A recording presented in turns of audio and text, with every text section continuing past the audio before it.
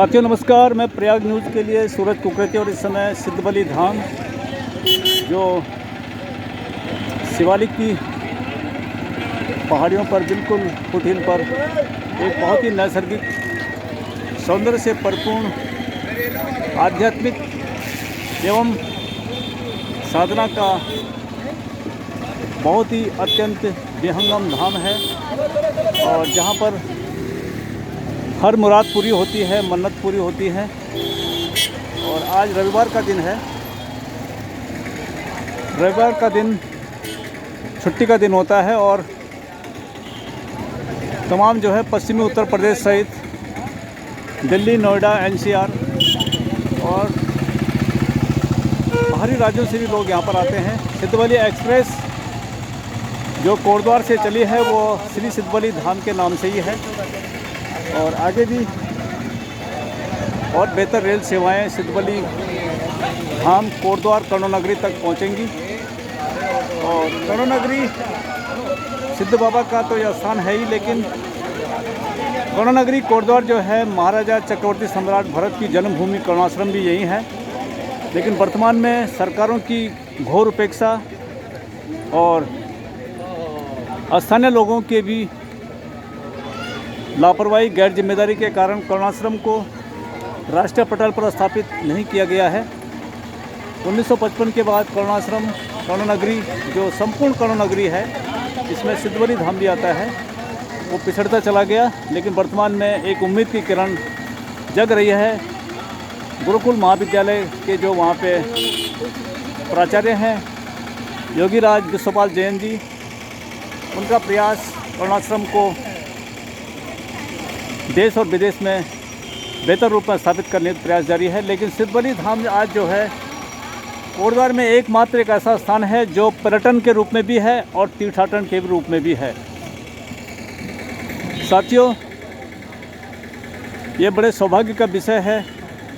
सौभाग्य का एक बहुत बड़ा परिणाम भी है कि आज सिद्धबली धाम में हमारे जन सरोकारों से जुड़े जन नेता महंत दलीप सिंह रावत इसके संरक्षक हैं और उनके सानिध्य में उनके विगत 20-22 सालों के कार्यकाल में सिद्धबली धाम ने अपार सफलताएं तीर्थाटन के रूप में प्राप्त की हैं और यहाँ पर लाखों तीर्थयात्री यहाँ पर आता है। तो ये महंत दलीप सिंह रावत जी और उनकी टीम, उनके सहयोगी प्रबंधक शैलेश जोशी और वर्तमान में जो मंदिर समिति के अध्यक्ष हैं डॉक्टर जगदम्बा प्रसाद ध्यानी, तमाम कमेटी के पदाधिकारी, सदस्यगणों और उनके सहयोगियों और कोटद्वार के धर्म भीरू व्यापारी जनों का भी बहुत बड़ा योगदान इस धाम के उत्थान में है। तो ये सिद्धबली धाम एक ऐसा मात्र स्थान है जो कोटद्वार में पर्यटन और तीर्थाटन दोनों कमियों को पूरा कर रहा है। उम्मीद करते हैं उत्तराखंड सरकार से, भारत सरकार से भी, और आने वाले लोकसभा चुनाव में जो भी इस धरती से देश की संसद में जाएंगे, उनसे भी हम यही उम्मीद करेंगे कि कर्णोनगरी कोटद्वार को बेहतर रूप में तीर्थाटन और पर्यटन से जोड़ने में अपना योगदान देंगे। तो ये और इसी से जुड़ा है गणेश गिरी फलारी बाबा। ये भी एक महान योगी तपस्वी की कर्म भूमि है जहाँ पर उन्होंने तपस्या की और ये बिल्कुल सामने जो है नवदुर्गा शक्तिपीठ मंदिर है।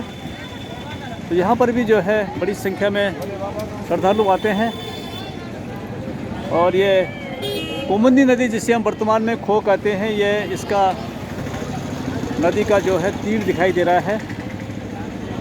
आजकल इसमें पानी कम है। तो ये खो नदी है जिसे प्राचीन धर्म ग्रंथों में कुमुदनी कहा गया है, स्कंद पुराण में। तो ये संपूर्ण जो है ये ऋषि मुनियों की तपस्थली रही है और यहाँ से हिमालय की तीर्थ यात्राएँ प्रारंभ करी हैं। कोटद्वार गढ़वाल का दूसरा द्वार है, प्रमुख द्वार है, जहाँ से तीर्थयात्री चार धाम और बौद्ध काल में बौद्ध भिक्षु तिब्बत की यात्राएं करते थे, जहाँ बड़े बड़े मठ हैं। तो ऐसी देवभूमि उत्तराखंड को सभी नमन करते हैं, लेकिन ज़रूरी है कि यहाँ के देवभूमि के बासिंदे, यहाँ के निवासी देवताओं के अनुरूप और बेहतर आचरण करें और हिंसा परमो धर्म और मानव सेवा के उत्थान के लिए आगे आएँ।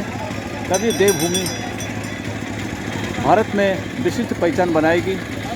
और उम्मीद करते हैं यह वीडियो धर्म प्रेमी जनों को पसंद आएगा, इसको आगे शेयर करेंगे और सिद्धवली धाम में अवश्य आएंगे।